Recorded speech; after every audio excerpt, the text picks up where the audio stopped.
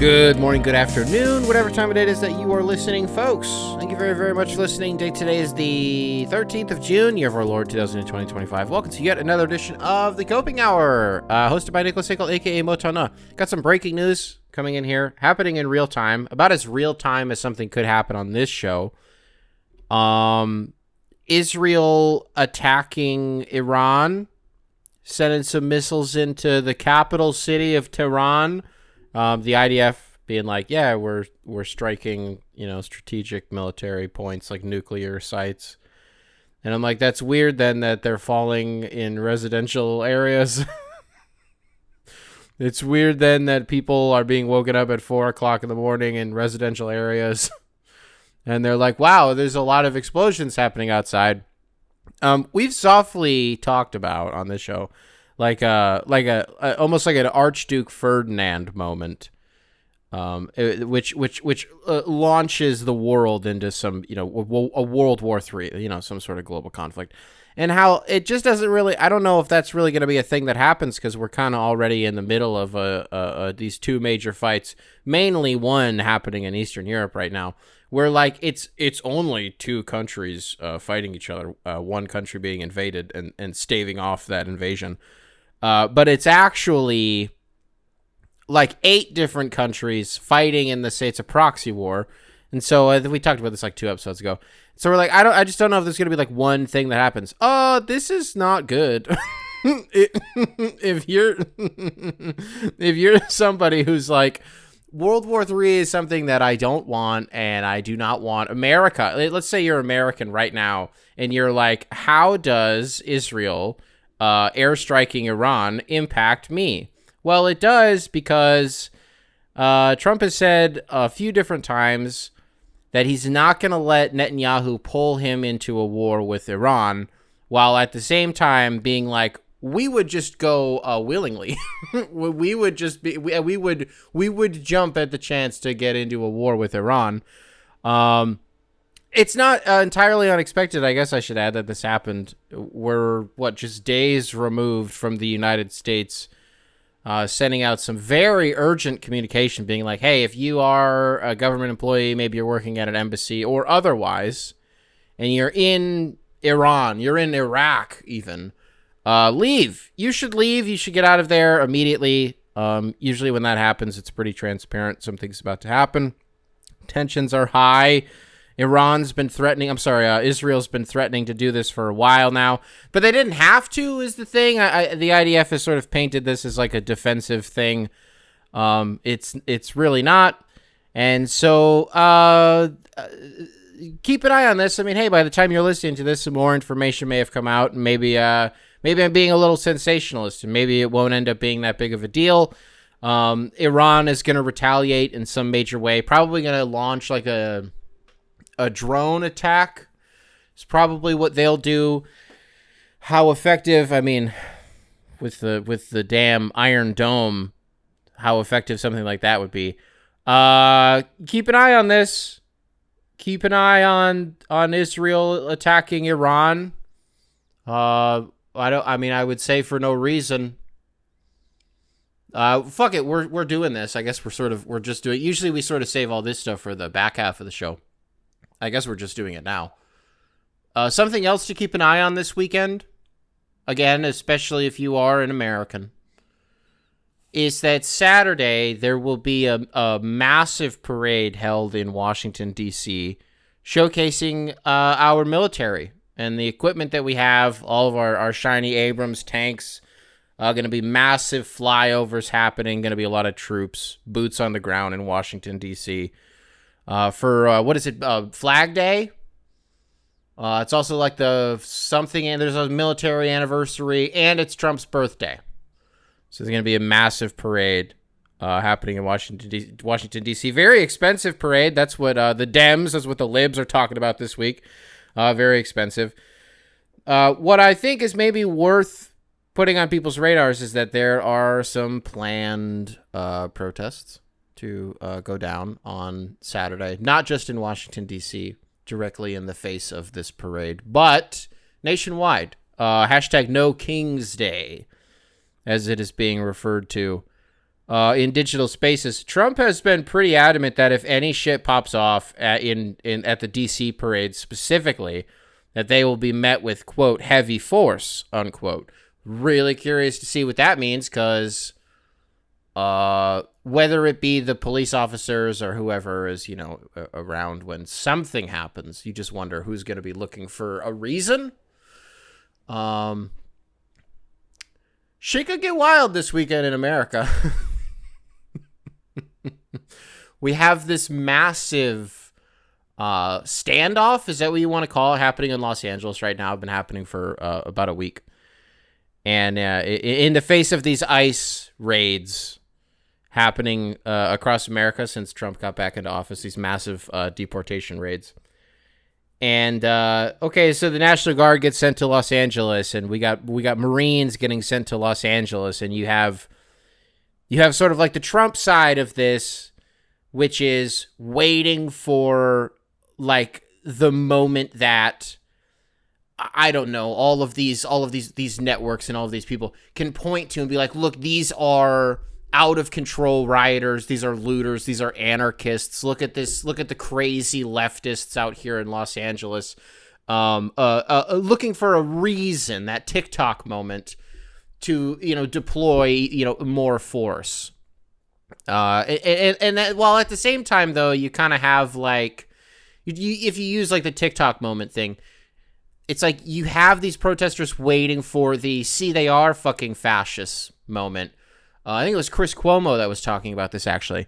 But I don't even know if that's fair, because we've kind of already had a few of those. I mean, how about a police officer shooting a journalist, which happened more than once, but the Australian reporter that got shot is one of the most shocking videos I've ever seen happen in America, at least. A journalist just getting shot, a police officer just like looking over at the camera, having seconds to decide whether or not they were going to pull the trigger. We don't know what the cops saw that made them shoot the journalist, but that did happen. Another journalist got shot in the head. We saw somebody almost get trampled by horse cops, LAPD horse cops. Some of the images have been pretty shocking. I mean, the one that Trump's really like to cling on to is that video of a bunch of police cars parked under an overpass and people on top of the overpass throwing cars and like dropping cinder blocks onto the windshields of the cars below them. Trump's not lying. That video does exist. That did happen. It's a pretty funny video. You just kind of wonder why maybe they parked where they did. It seemed a little bit more like maybe a sort of, if you don't want that to happen, maybe just go under the overpass or something like that. Don't stop right where everybody's gonna. So okay, so you have this almost like inflated, semi-manufactured like conflict happening in Los Angeles, and you have like Gavin Newsom coming out being like, don't fall for it. Like, he is trying to, like, don't give him a reason. Don't give this guy a fucking reason. Don't believe it. Don't buy into it and all this shit, right? I just can't help but realize what a life raft this whole thing has been for a guy like Gavin Newsom, who clearly wants to be president more than anything. That's all that he wants. Gavin Newsom wants to be president so bad. And as a guy who in the last like year, if we're being, for just being generous, the last year, people have really started to not like at all, in his own party, I should say.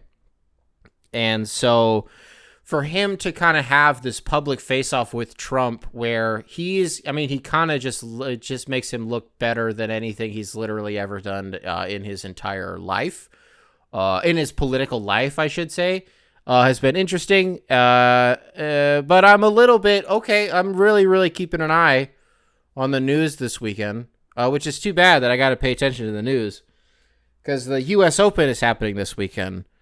Got to watch the first day of that. The rough is certainly as challenging as they said, but there were just more birdies today than I thought there was going to be. But okay, folks, weird start to today's episode. Why don't we jump into, maybe we'll circle back to all this at the end. I don't know. Let's start the hoops part of the show. Game 3 of the NBA Finals happened the other day. I'm just going to be honest with you and do a trust tree. Stream East was on some major bullshit for Game 3 and just like wasn't letting me watch the game. I tried, 15 of the other websites that I know about, and I guess it just maybe it was my internet. I don't know what it was. I just was like not really able to watch a ton of game 3. I was able to watch more of the second half than anything else. So I'm not really going to do like oh, wow, wasn't this thing crazy from the NBA Finals? No, I'm not. But I will say that we're 3 games into Indiana versus Oklahoma City for the NBA Finals. And I kind of just still can't believe... I'm really sorry I'm about to say this. I feel this feels so dumb. Because it's like, we know everybody is still talking about this, but I just can't believe it's these 2 teams. I cannot believe that it's Indiana. Like, what an unlikely scenario this is. It's not unlikely that Oklahoma City's in the NBA Finals. It's not unlikely at all. It's crazy to think that they are, because it's like, wow, Oklahoma City. But it's like, what is the history of Oklahoma City, by the way, since they became a team of 15, like a little over 15 years ago? They've been good for most of those years. They've been a team for, 17 years, 18 years? They've been in the finals twice. They've been in the conference finals, a handful of times, 3 times, maybe 4 times, who knows, a good handful of times. They've made the playoffs at least half of those years. So it's really not that crazy, but it is still like Oklahoma City. Like, wow, okay. And then the Indiana thing. Look, I don't need to, this is the part I don't need to say is like just, why it's so crazy that it's Indiana. But I just think it's so cool. And when you think about them through the lens of just unlikely champions. Now, I don't want to do a whole segment about like, wow, what would a championship mean for Indiana? I don't want to jinx anything. I don't want to, hey, that's not what I'm here to do. But I am just enjoying and like really savoring, I guess, is maybe the take here, this series, because it is really refreshing. And it's sort of this mental juxtaposition that I'm in where I'm like, okay, so what's true? The NBA has a ton of parity, and that's why a matchup like this happened. And like really trying to savor it because you don't know when it's going to happen again. I don't think I guess I'm saying that out loud because I'm trying to figure out if I'm contradicting myself, if I believe that both of those things are true. Yeah, I mean, just because there's a bunch of parity doesn't mean that next year couldn't be, Los Angeles versus New York or something like that. That's, you get what I'm saying? Yeah. Okay. Actually, so yes, this does make sense. I'm sorry, Pacers fans. I don't have that much to say, from game 3. It's fun to watch. Excuse me. It's fun to watch Nembhard. Benedict Mathurin had the game where he killed everybody. He didn't play in the entire first quarter and then played 22 minutes in 3 quarters and scored 27 points. And he finally had the game where he just went absolutely berserk. Halliburton had 23, 9, and 11. And as you can imagine, everybody went berserk. Because the whole, the Halliburton had 9 and 11. Very, very funny. Yeah, it was cool. It was cool. It's more than anything just sort of turned into, this is what stinks, I guess, if you're a Pacer fan, is when the series starts to turn into, we're up 2-1. And it's, people are, I guess, more interested. This is just maybe the way I've consumed it. Maybe I don't know. People are more interested in the Oklahoma City, holy shit, how are they blowing this side of it than focusing on the Indiana part of it. Which I guess maybe people will do if and when they do actually win the championship. I was sneaky. I was thinking my take from game 3 was I thought whoever won that game was going to win the series. Because, I don't know, once you get to game 3, at that point, if it's 1-1, okay, you've just canceled out the first 2 games. We're not playing best of 7 anymore. We're playing best of 5 because it's a clean slate right now. We're playing best of 5, and I just think getting the jump start on a best of 5 series, which we are now playing, it is no longer best of 7, I think just matters. And you thought about an Oklahoma City team who, I mean, coming off of a loss, or no, I guess that stat wouldn't matter because they had lost game 1. Right? And it was game 1 that they lost. Yep. So that stat doesn't matter. But Indiana was 0-3 in game 3s. This postseason going into that game. Got the monkey off their back and they rocked. And love that the crowd really matters in this series. I think it really does. I don't know how much I don't want to. Well, I was gonna say, is it really changing the way that the game is being played? I don't know. I think these are two fan bases that really bleed the colors, and I think that we talked about this is another thing we talked about in a recent episode, like when you do a scan of all of the fan bases in the NBA and who actually wears the shirts when they put them on the seats. Oklahoma City has the best participation rate in the league, and it's not close, but Indiana is like right there. They would be like number 2 or number 3. They would be up there with like Minnesota, right? I do genuinely feel bad that I don't have more like analysis from the game. Stream East just wasn't working. I didn't get to watch a ton of it. I was for real like in front of the game though for 2.5 hours.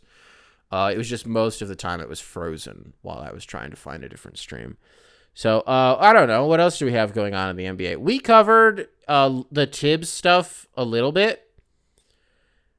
And we were kind of like, in the last episode, and we were kind of like, I don't know, this is weird. And it's weird that it took like 2 or 3 days for there to be information that we like believe about it. Or really just anything at all that explains why it happened.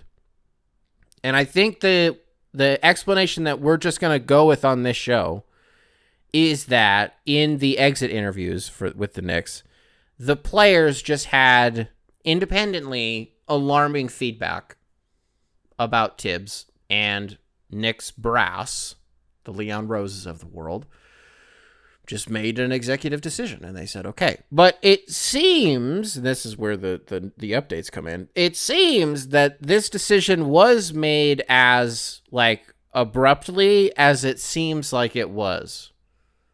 I mean, as soon as okay. So, because like you fire Tibbs, you only fire him if you feel like there's somebody else out there, right? And that this is a calculated move, and you've thought about this, right?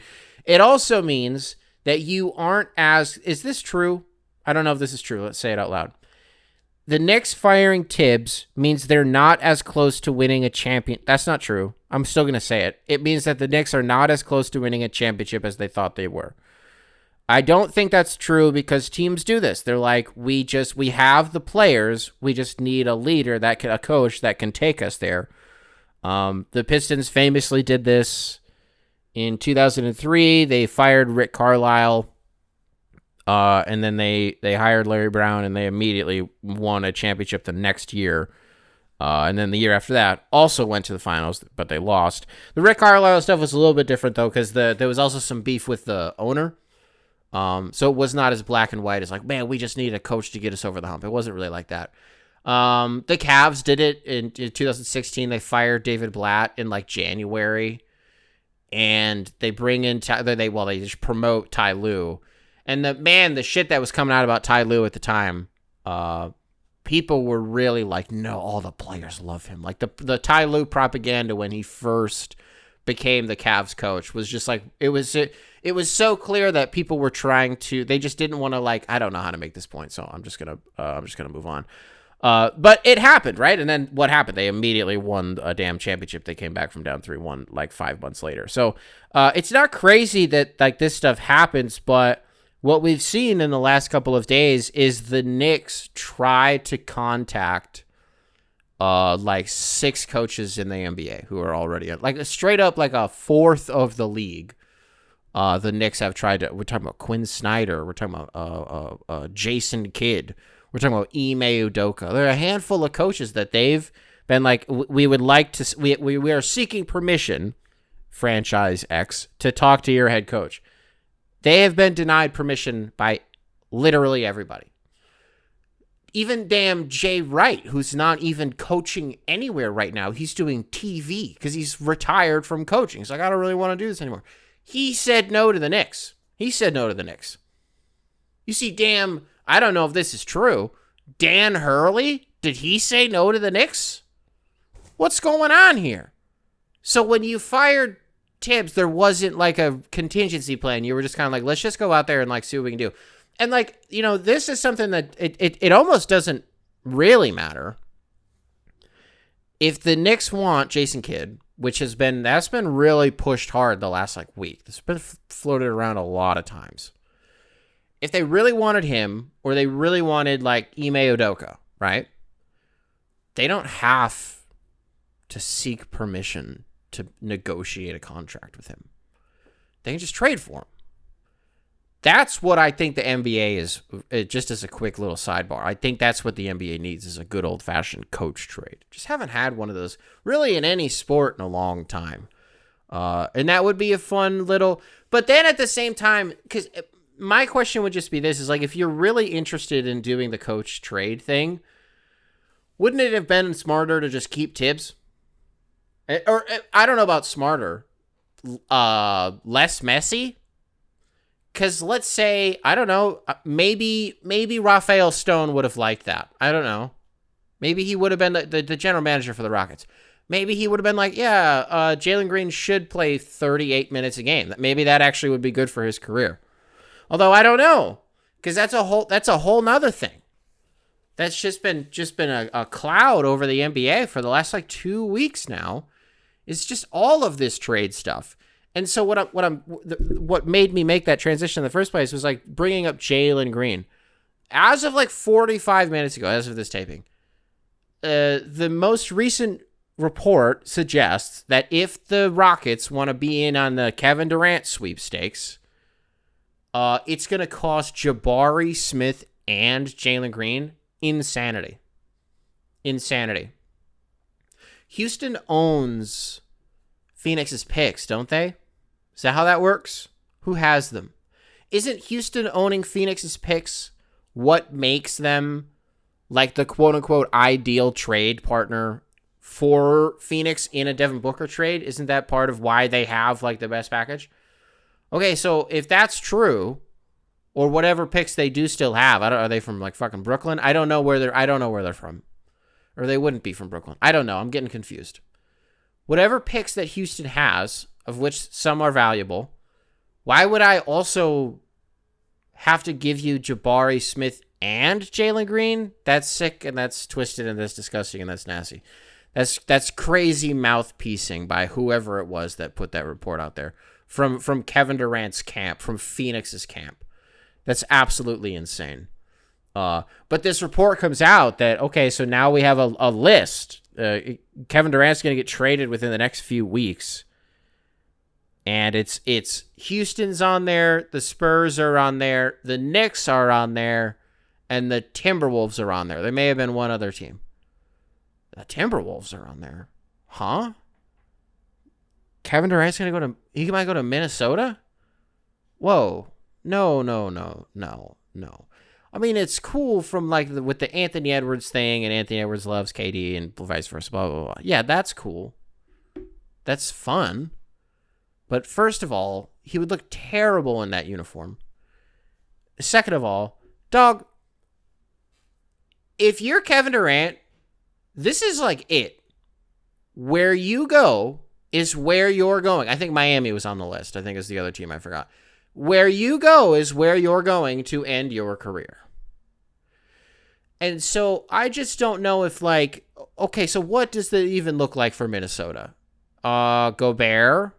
And then I don't know, with Minnesota being in the second apron, I think they are.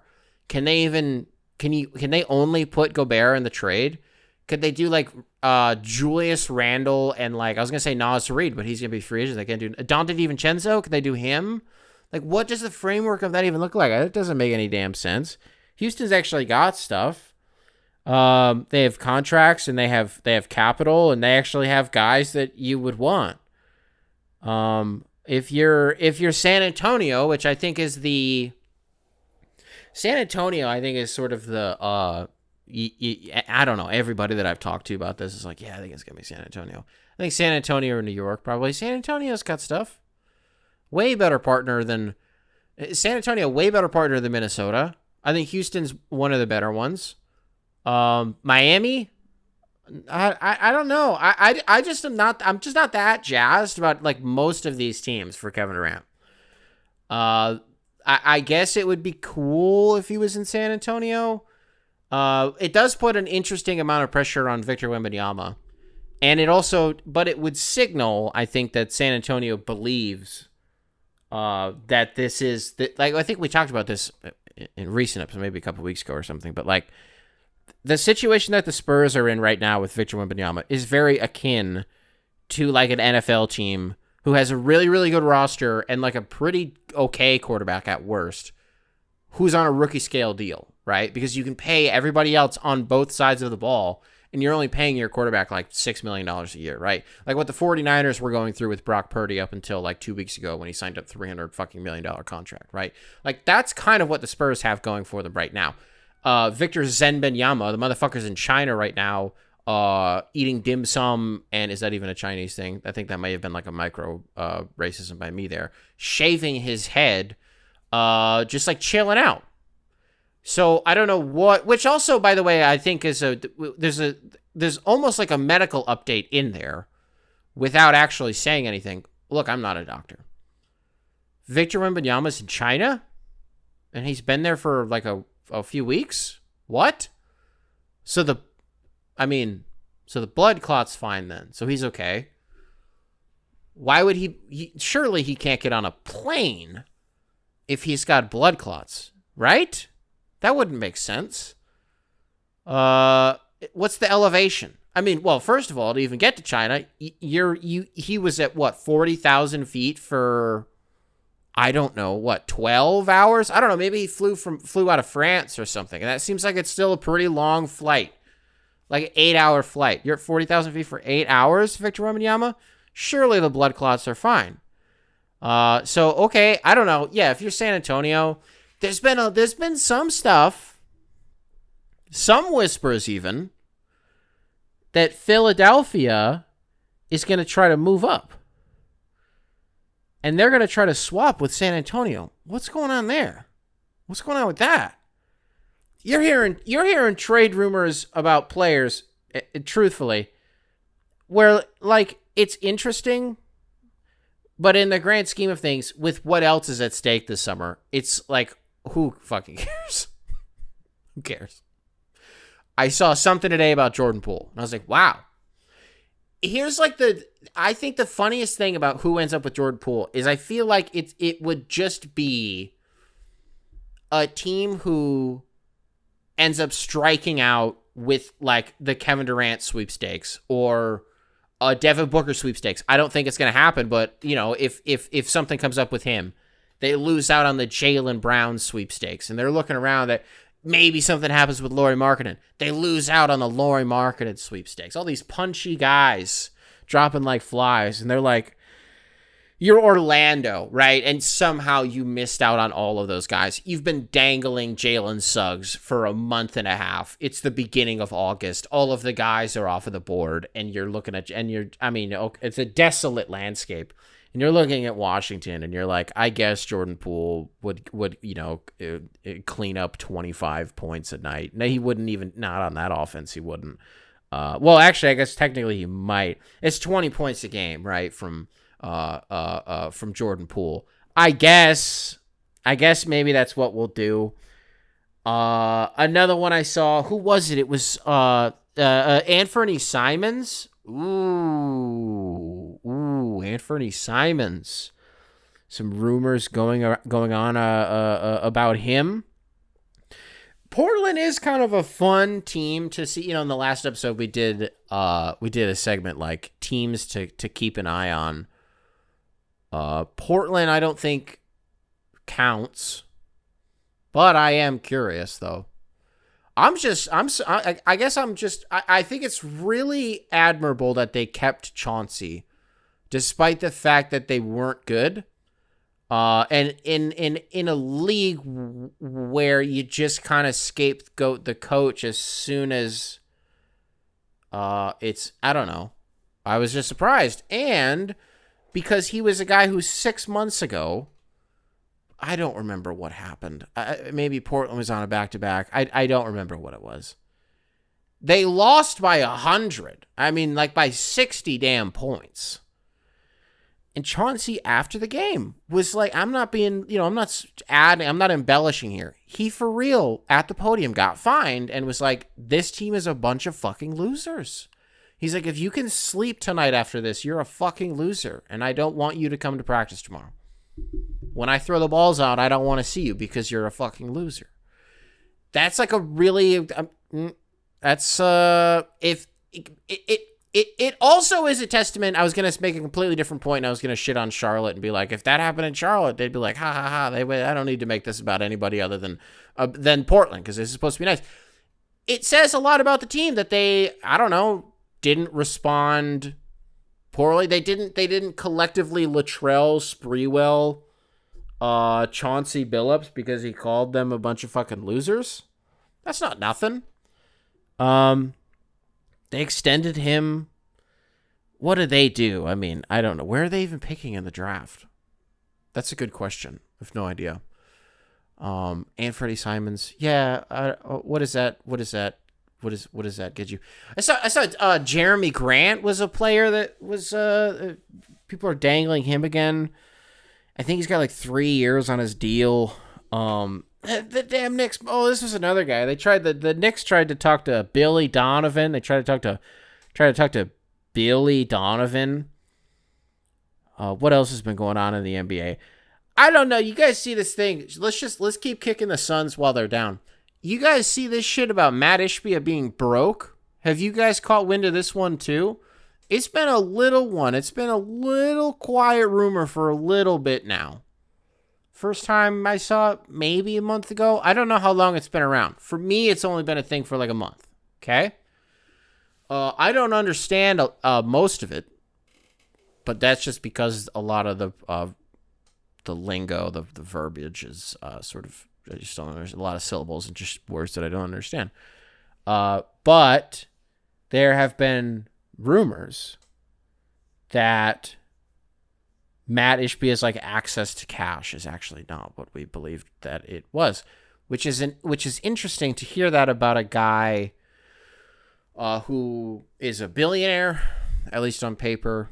And one of the reasons that the Suns are in the predicament that they're currently in is because of how much money they're paying.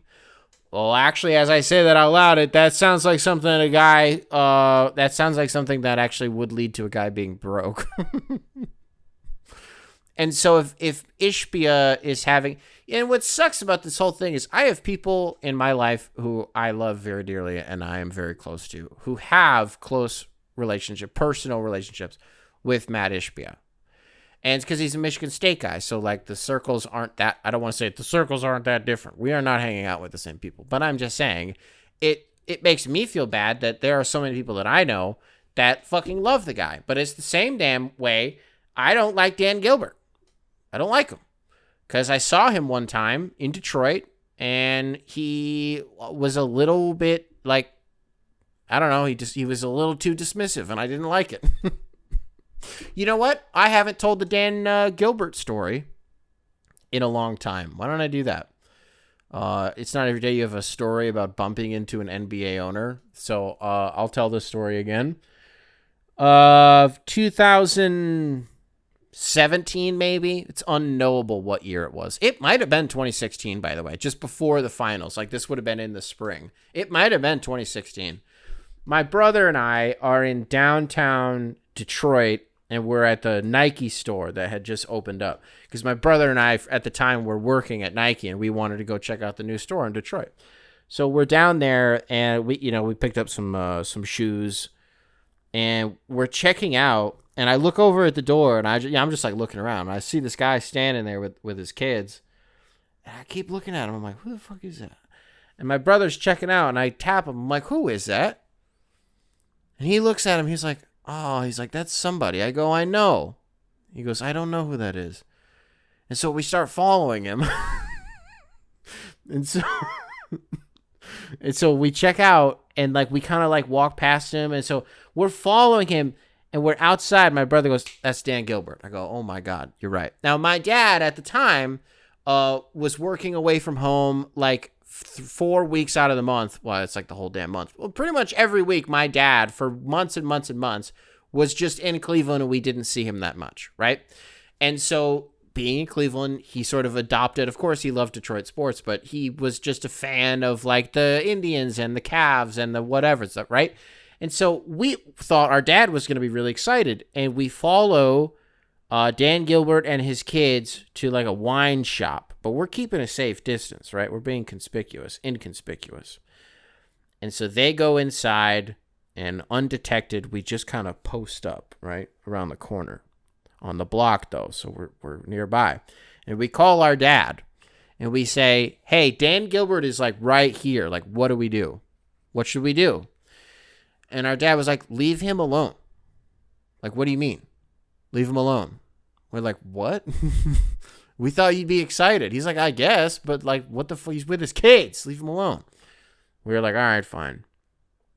And so we leave.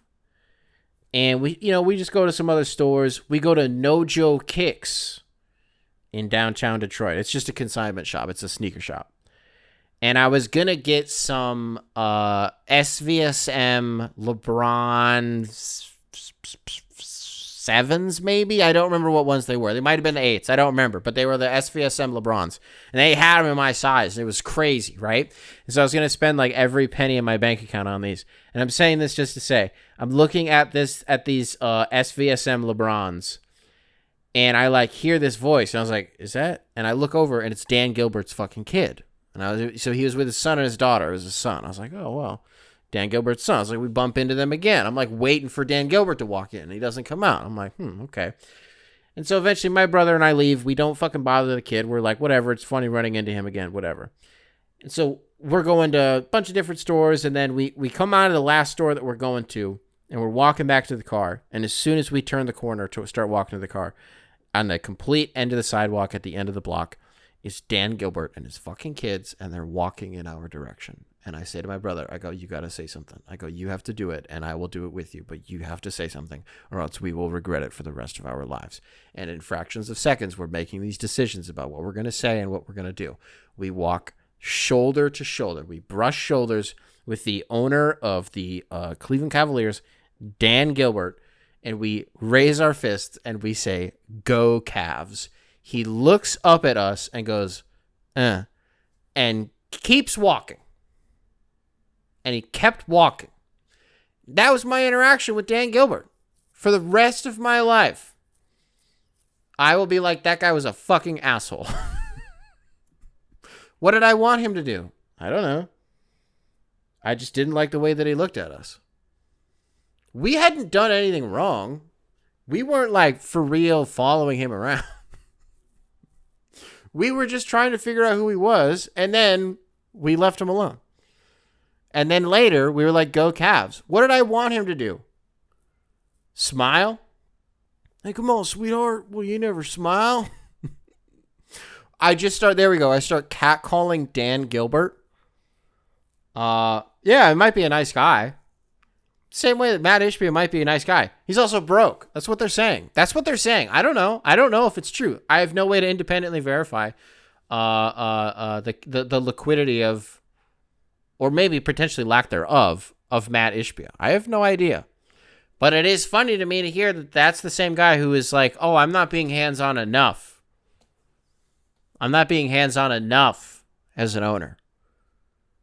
What else is bizarre in the NBA to hear right now? What's going on with this Giannis guy? What's going on? I don't know. You know what? And I realized it like today or yesterday, whenever this Giannis puts out this, ooh, I miss Woj tweet. Was that today? I don't remember what day that was. I'm kind of starting to get there with the whole Giannis thing. Reaching my boiling point with patience. Because there's a lot of information. And there's a lot of misinformation, more importantly. There's a lot of things that have nothing to do with anything.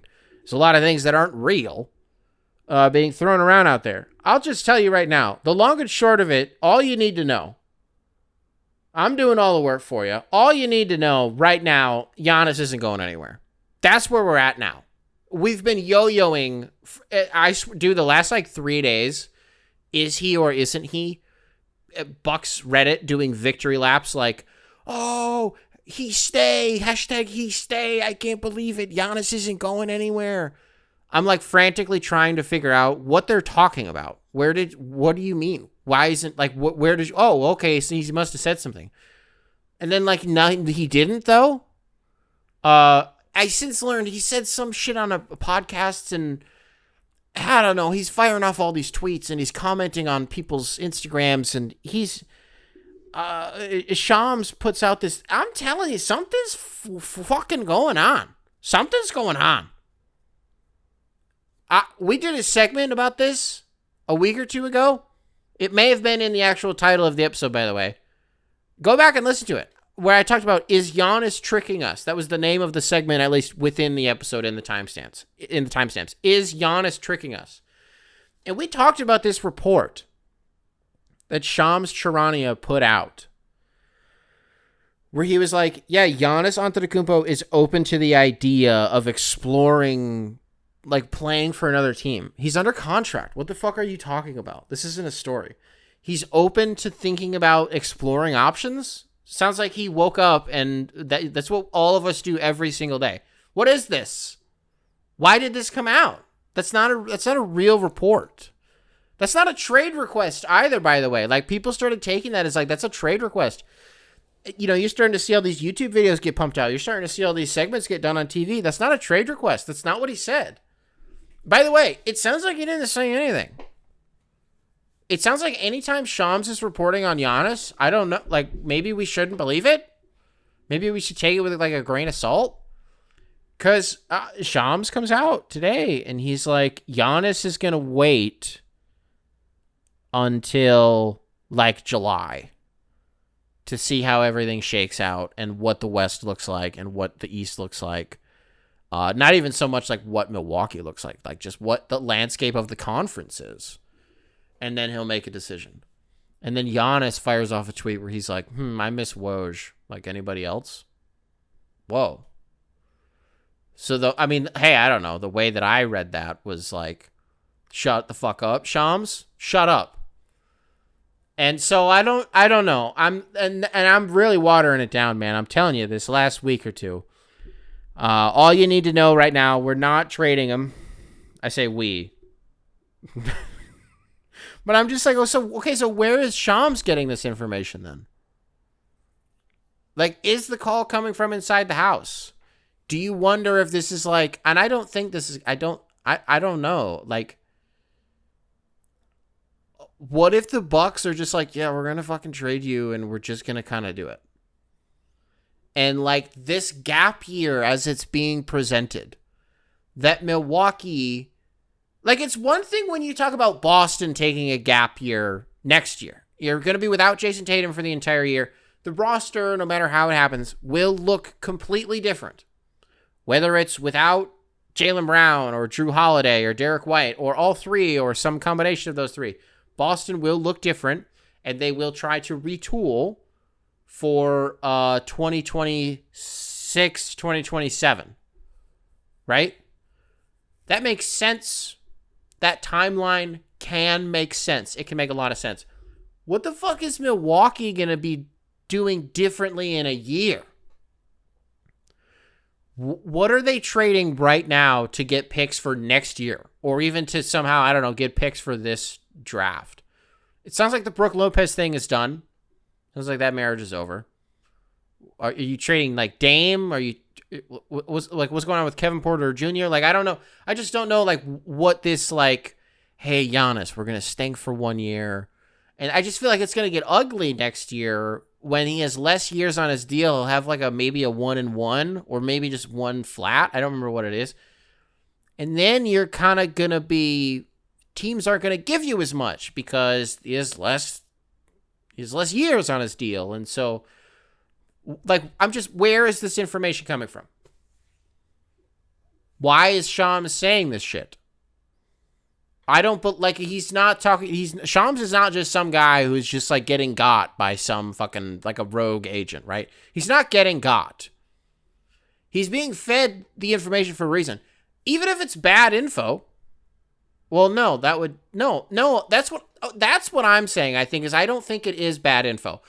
Right, okay, yeah. That is my take. Yeah. Sometimes you just gotta, It's going to be like, sometimes you just got to say your takes out loud to know if you believe them or not. Actually, that is not really a bad way to live.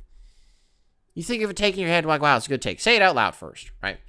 I don't think Shams is being deliberately fed bad information. I think he is being fed information. But what does this have fucking anything to do with anything? Who cares? Who cares? Well, but it matters. I don't know. The politics of it, I think, matters. Because if you're able to draw the conclusion that this is coming from, if the call is coming from inside the house, and this is Milwaukee, and they're going to be like, hey, man, like, we wanted you to be Dirk, but it's not that, though. Well, but it could be, I guess, I keep forgetting what my point is, because there's so much of a spider web. I think I should move on to something else, because I'm just kind of sinking deeper into it. What else do I have? I wrote down a little list of things.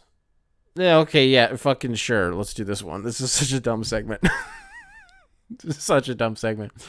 I don't know if it is. Maybe it's not. I was doing a mental exercise earlier where I was like, I'm not a jersey guy. Any sport. I don't really want to. I don't know. The fashion of them. I don't really like wearing them. It doesn't help that they are also just super expensive. And so I was like, what jerseys, if I had to, like, gun to my head, I'm like, what jerseys in sports would I actually want? And so if we stayed in the NBA, like, dog, Cade is my favorite player in the NBA. And I'm not going to say I don't want his jersey, but, like, I don't know. Like, I don't care about it just doesn't do anything for me. Is there a player in the NBA whose jersey I'd actually want? I hate that I'm about to say this and that this is the first player that I'm thinking of, because I don't, but like dog 77 on a Lakers jersey looks so fucking cool. It looks so cool, but I don't want to be like, I don't really want a Cade jersey. Give me the Laker jersey. I don't really want it to sound like that. That's not how I mean it. Okay. What jersey in the NBA would Giannis look? No, just stick to the segment. What jerseys would I want in the NBA? I really don't think there's one. Cooper Flag? I want a Cooper, but a Mavs jersey? Oh. It's not a problem. If this was, 4 months ago, I wouldn't have a problem with this. 5 months ago, I wouldn't have a problem with this. A Mavs jersey? Yeah, okay, sure, that's fine, whatever. It's not my favorite, but, like, it's fine. I like Dallas. Now, I can't. I can't. I would not be able to. But it's Cooper Flag, bro. It's Cooper Flag. I would wear an Olympic one before I wore an NBA jersey, I think. I had, as a kid, in high school, I had the jersey, like the t-shirt jersey combo, you know. USA Carmelo Anthony for the team that played in Rio, I think, had that. That was the year I think he became the highest, the leading scorer in men's basketball, like Olympic basketball history. KD has that now, right? I had the KD9, the Team USA KD9s, the second pair that launched for the KD9s. That was when I was working at Nike, so I got those off of Swoosh. Shout out to swoosh.com. KD number 7 Olympic jersey, nasty. Super nasty. What does Steph wear in the Olympics? 4? That would also be pretty cool, honestly. That's what I'm saying. I just think it's cooler. I just think the USA jerseys are cooler. In a different sport in America, baseball, Scooble, Tar Scooble, Shohei. I mean, a Shohei jersey just rips. It's so sick. Honestly, I would be here for a while. I could think of a lot of baseball guys off the top of my head that I just think it's easier. I think the fashion of that, because you can wear it open and just a little bit more casually. There are a lot of baseball ones that I would like. Hockey sweaters, Rocket Richard, does he count? McDavid would. I don't think that's an outrageous one. McDavid. Obviously, Larkin, got to get the captain. NFL, no, I don't want one. I don't really want one. Because the fashion of that of football jerseys just sucks. You have to wear like a hoodie with it, and I just don't like how it looks. But the only ones that I would really want would be Lions players, and in that instance, yeah, it's like half the team. I want Hutch, I want Gibbs, I want Goff, I want Amon-Ra, I want Laporta, I want Penei Sewell. You know what I mean? I want Kirby Joseph, I want Terry and Arnold. I want Zadarius Smith, to be honest with you. I want the Max Crosby Lions jersey, stuff like that. What about in soccer? Kvaratskhelia. Lamine would be cool. Holland, obviously. I think the Kvaratskhelia jersey would be the one that I would want the most. Vardy 9 would be cool, but I don't really. Not like first. Like a number 9 Vardy shirt would be like the 10th one that I got. You know what I mean? Who's a funny Virgil van Dijk, that'd be a fun one to get. But Kvaratskhelia for sure. What's a funny United player whose shirt I could get? Hoyland, because he fucking stinks. Oh, Nana, I guess, would be the funniest one. Bruno Fernandes wouldn't be. Where's Pulisic now? Where's Christian? Where's Captain America? But dog. It's not Juventus. It's not Juventus. That's where Tyler. No, Tyler Adams is. He's not even in the same league. He's at Bournemouth. So it is Juventus then. Yeah, he plays for Juventus. Okay. What am I thinking of? No, he doesn't play for Juventus. Christian Pulisic played for Chelsea. He played for Borussia Dortmund, and then he played for. He plays for Juventus, right? You talk about that. Oh, my God, man. I don't know how many people out there have woken outside of people who, I guess Americans who don't care about soccer. Although I don't know if you'll listen to this segment. Dog, I don't know if people realize the World Cup is going to be sad next year.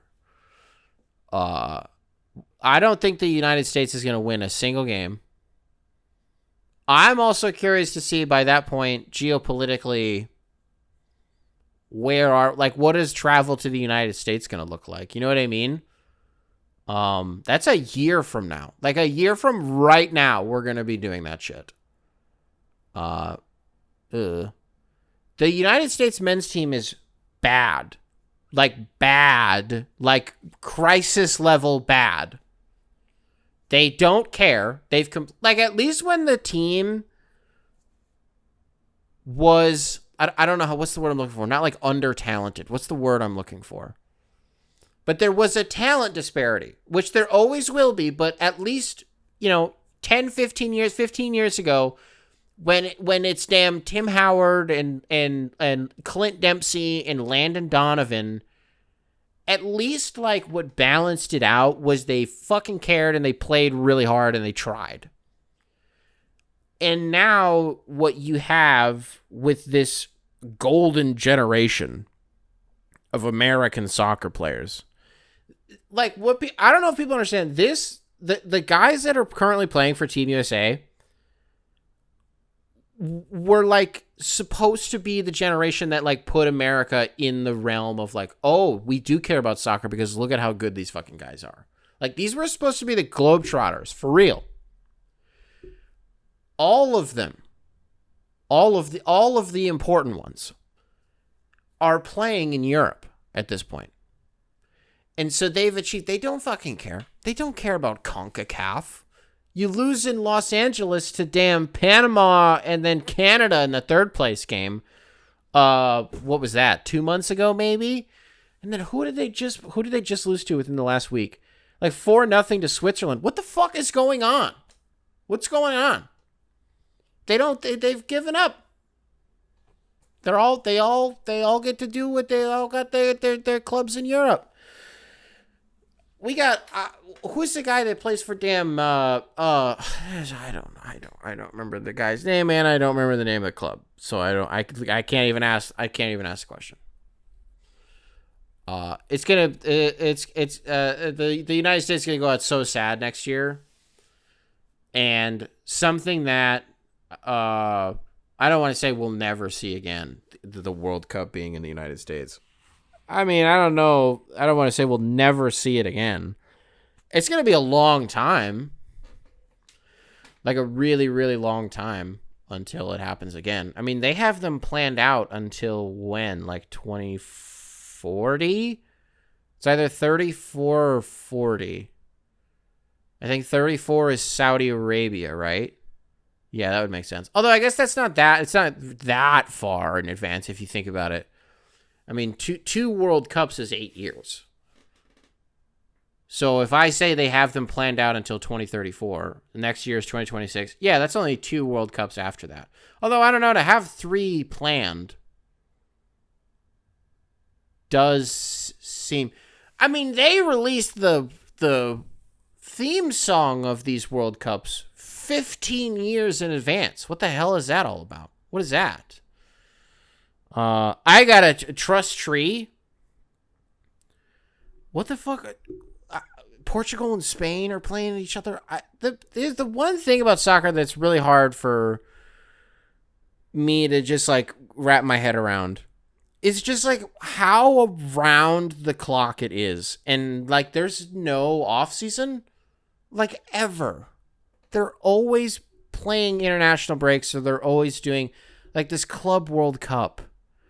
We're going to be going to see some games here at Soldier Field in Chicago. We're going to see Manchester United and Bournemouth and Everton, and I think West Ham is there. And, you know, we're going to get to see them. And international teams are playing. We got Lamine Yamal versus Cristiano Ronaldo. I don't know what the fuck. What are they playing? What are they doing? Does this matter? I don't know what the Community Shield is. I don't know what's the Super Cup or whatever. I don't know what these shits are. I just know when in the year that they're played. And that it's a big deal. Jamie Vardy won a Community Shield. I know it's a game that you play, but I don't know. I don't understand the two, like who gets to play in it. Do people respect this? In American sports, if you won a preseason game that doesn't mean anything, even if there was a trophy involved, nobody's going to give a shit about that. That's why nobody thought the in-season tournament was going to be cool. And it is.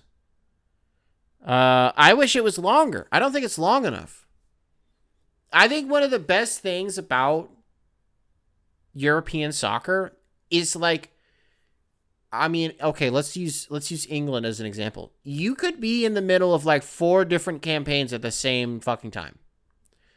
You could be in the middle of the Premier League, and you could be in the middle of the Carabao, and you could be in the middle of the FA, and you could be in the middle of the Conference League or the Europa League or the Champions League, all at the same time. You know, it's December, it's January, and you're playing a game from like all 4 of those like leagues or tournaments or like whatever within the same like within a 3-week span. And there's just so many different things that you're keeping track of and so many different opponents. I just think it's so interesting. It's impossible to do that in a league like the NBA, I think. But I also don't think making it longer. I think it's a good amount of time. I think it well, I don't know. Part of maybe a problem with it would be that it happens what do they call it now? The NBA Cup presented by Emirates? Or is it the in-season tournament now? Which one was it before and which one is it? I think it's the NBA Cup now. Yeah, it's the NBA Cup now.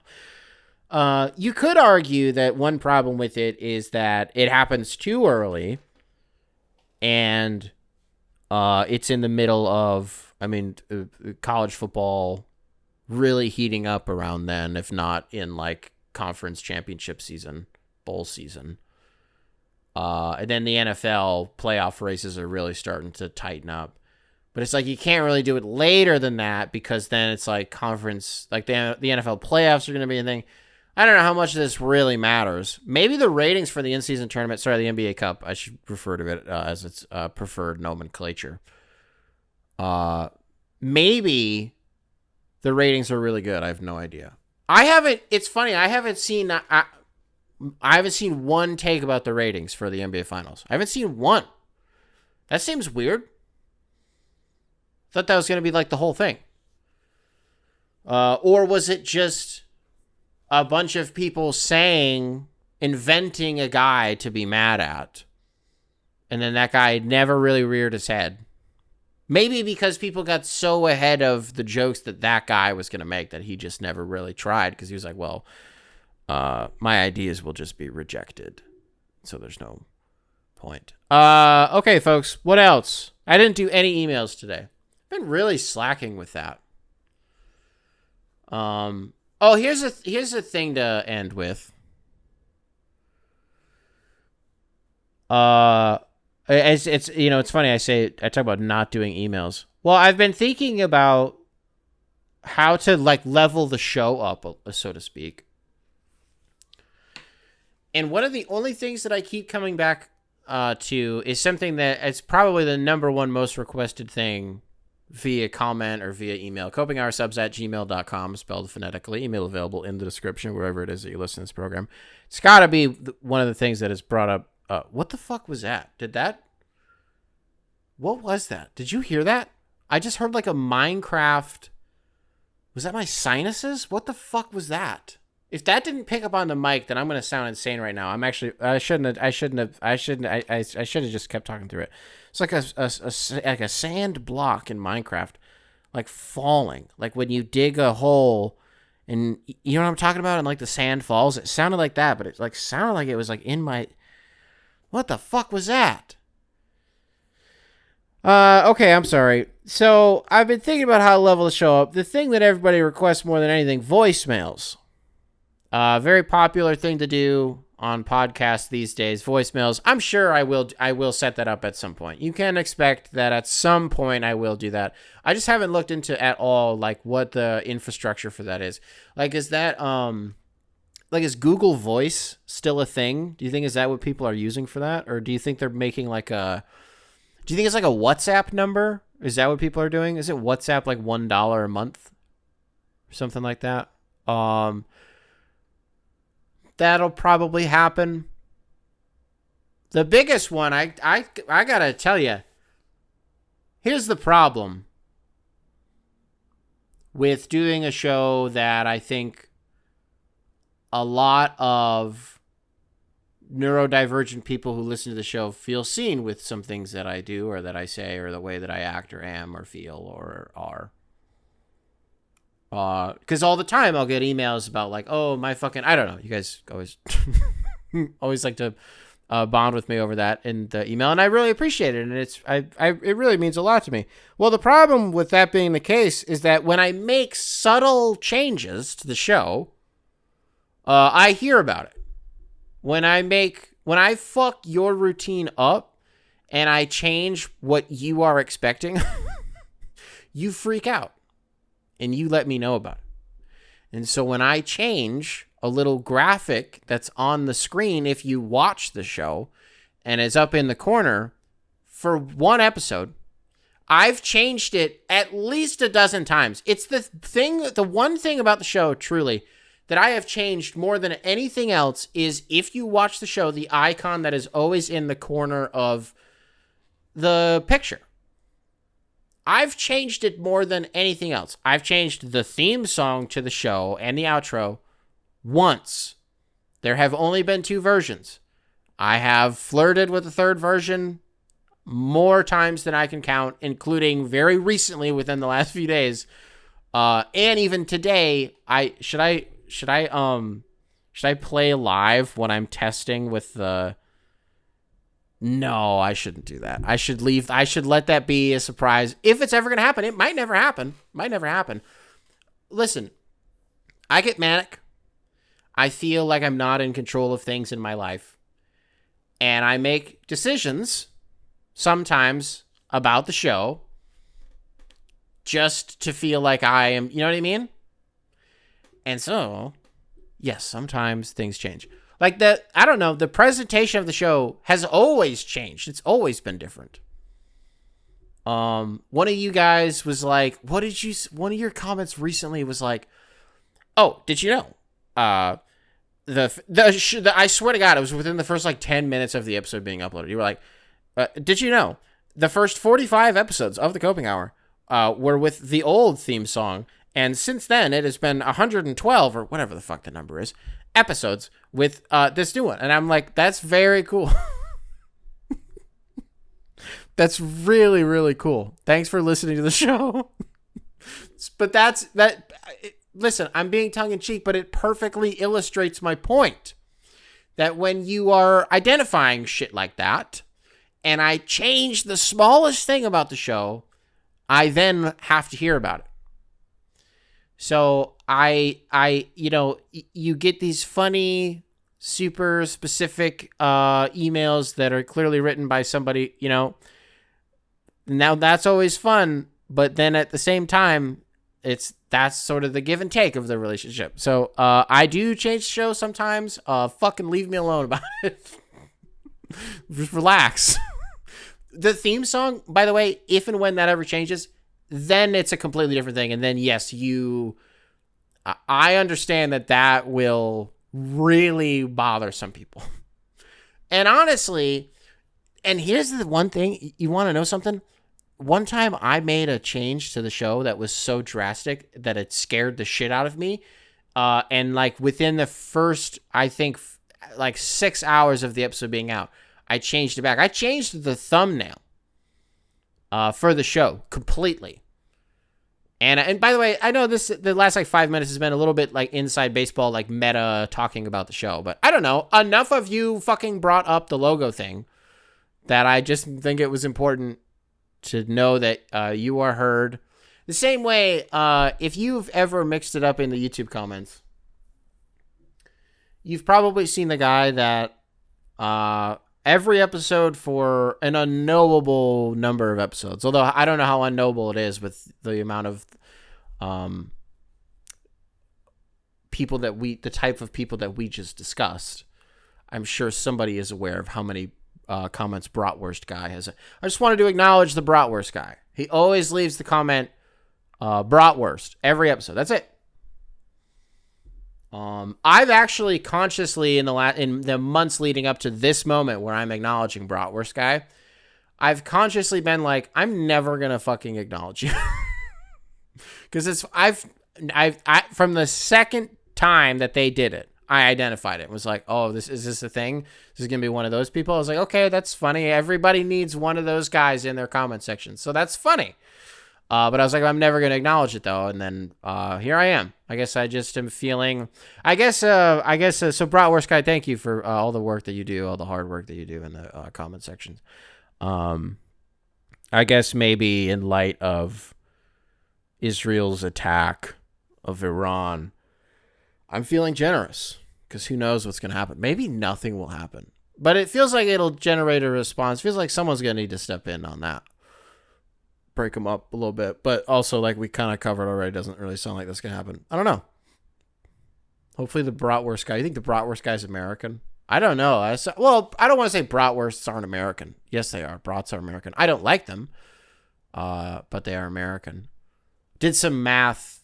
I'm eating 2 packs of hot dogs a week for the last 3 weeks. Had some chili dogs. I had some. Mostly just normal hot dogs, though. Boiled. Always boil them. I like to spice the water, too. Salt, pepper, chili powder. Put some cumin in there. Yeah. A little bit of cumin in there. Yeah. Bunch of shit in there. Onion powder, garlic powder. Put some damn oregano in there. I'm putting everything. Not too much oregano. Don't really want that on the dog. I'm putting everything in there, dog. Spice that water. And then you just let it sit. And then you just let it sit in there. Really, really good. Okay, folks. If you are listening to this on Spotify, love you guys. You ever called the cops before? You ever called the police? Spotify? I've called the police before. The last time I called the police was like 2003. I thought I saw a wolf. I didn't. There was no wolf. But yeah, me and my friends, we called the police. One time the police, most recently, a couple of years ago, maybe like 2-3 years ago, police knocked on our door at like 4 a.m. That sucked. They were like, hey, we were just doing a patrol and your car got broken into. And we were like, word.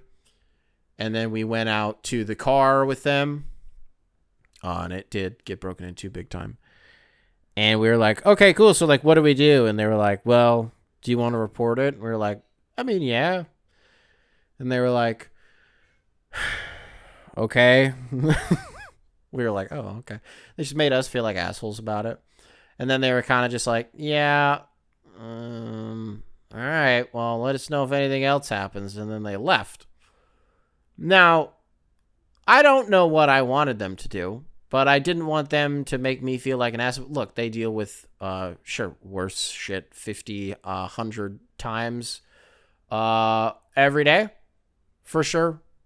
I understand their problems. This is not the biggest problem that they will deal with today. It may be the biggest problem that I deal with today, if not this week. Car getting broken into. That ended up happening like 3 other times, and that's when we ended up switching to the Mazda. So, Mazda CX-5. Alrighty, folks. Spotify, you ever call the cops on anybody? Apple Podcasts. What's up? What's up? If you're watching this on YouTube, be sure to leave a like, subscribe, nice little comment for the algorithm. Make sure to keep primary control in check. My birthday is on Monday, so the next episode that we record will be released on my birthday. I'll be taping it the night before, though. Well, I'll be taping it on Father's Day, actually. I think Father's Day is on Sunday. So I'll be taping it Father's Day. I'll be releasing on my birthday. I will catch you guys in the next one.